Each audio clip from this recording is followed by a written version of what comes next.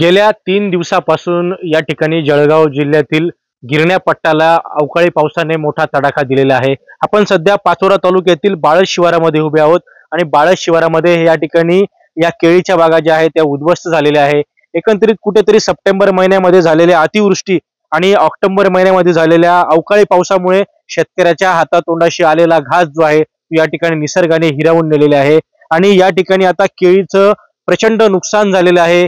केळीच्या ज्या बागा आहे, जे झाड आहे ते या ठिकाणी उमरून पडलेलं आहे आणि कुठेतरी आता शेतकरी जो आहे तो पुन्हा एकदा आर्थिक संकटामध्ये सापडलेला आहे. निसर्ग या ठिकाणी शेतकऱ्यावर पुन्हा पुन्हा आपल्याला कोपताना दिसून येत आहे. आपल्यासोबत बोलण्यासाठी या ठिकाणी बाळत पट्ट्यातील शेतकरी आहेत. काय सांगाल, एकंदरीत कुठेतरी निसर्ग जो आहे तो वारंवार आता शेतकऱ्यांवर या ठिकाणी कोपताना दिसून येत आहे.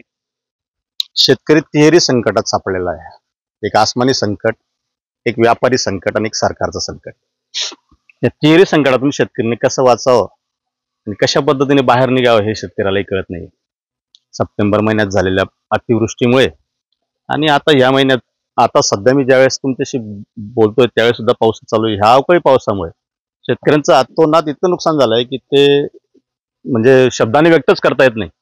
कारण मका लोकांचा शेतात कापून पडलेला आहे, त्याला कोंब फुटतायत. आज 5 दिवस झाले पावसाला, 5 ते 6 दिवस. कापूस वेचणीला आलेला होता, त्याला झाडावर कोंब फुटतायत. आणि केळी जी आहे ती केळी प्रत्येक दिवशी वारा आणि पाऊस सारखा येत असल्यामुळे केळी उन्मळून पडते. केळी पूर्ण गाऱ्याची वर, चिखलाची भरली, मातीची भरली. व्यापारी कापायला तयार नाहीयेत. कापायला आले तरी रावण्या कराव्या लागतायत, भाव नाहीये.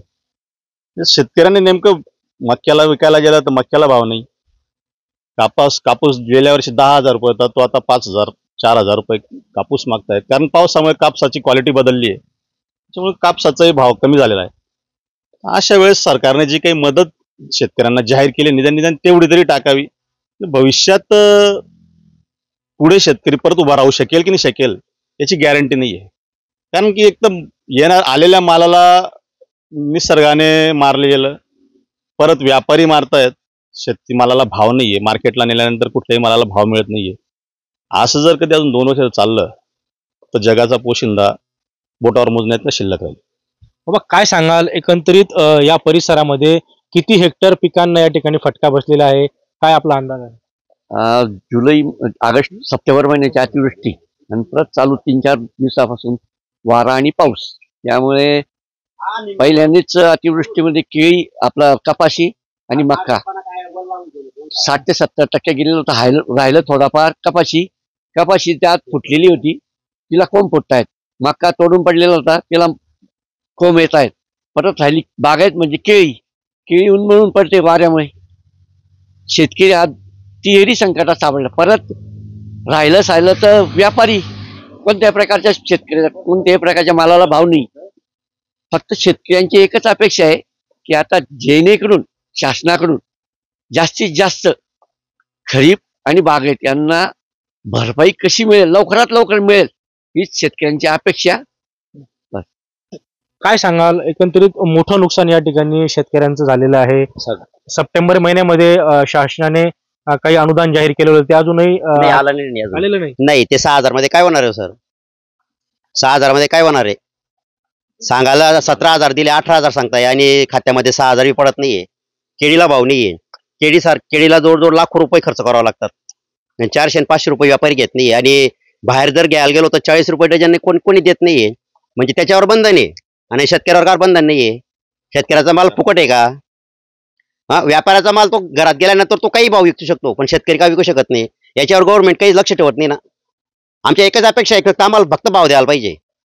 आणि शेतकरी जर मेला तर पुढे जग हे कसं चालेल हे समजत नाहीये. त्याच्यामुळे सरकारने फक्त शेतकऱ्यावर लक्ष द्यायला पाहिजे.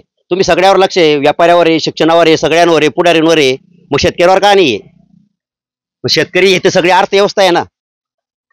पूर्ण अर्थव्यवस्था कशावर चालते? शेतीवर चालते.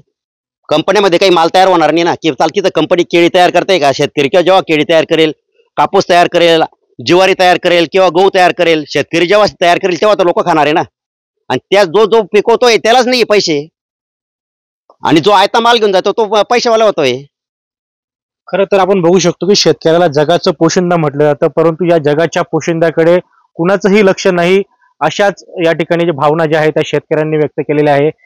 या ठिकाणी पाऊस जो आहे तो अजूनही सुरू आहे आणि शेतकऱ्यांचं अतोनात नुकसान झालेलं आहे आणि शेतकऱ्यांनी कुठेतरी सरकारने कुठेतरी शेतकऱ्यांकडे लक्ष द्यावं अशीच माफक अपेक्षा या ठिकाणी शेतकऱ्यांनी व्यक्त केलेली आहे. हेमचंद कुमार, TV9 मराठी, पाचोरा, जळगाव.